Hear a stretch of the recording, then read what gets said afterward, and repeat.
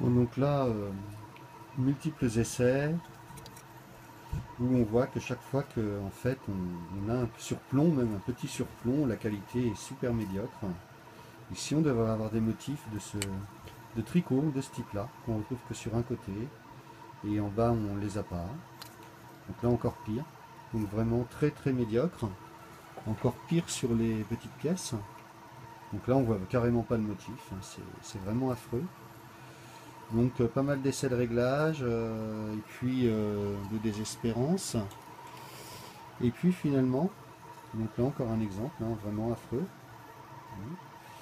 Et là, du coup, ajout d'un gros ventilateur sur la zone d'impression. Et alors la différence est énorme.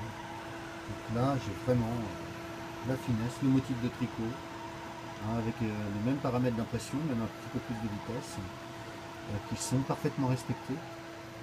Donc on voit que vraiment la ventilation sur les surplombs est quelque chose de crucial, puisqu'elle permet, hein, le refroidissement sur lequel va s'appuyer la couche suivante. Et ce refroidissement, en fait, il est idéal qu'il se fasse quand la buse est passée, c'est-à-dire quand le plastique est posé aux coordonnées voulues.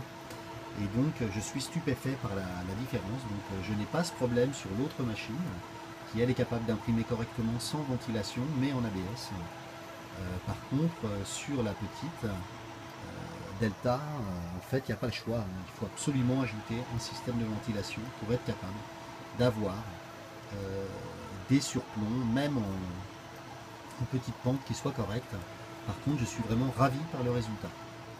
Voilà un petit partage sur l'importance de la ventilation, qui est une option quand on fait une répa, mais qui en fait s'avère parfois cruciale, comme ici sur cette mini Delta.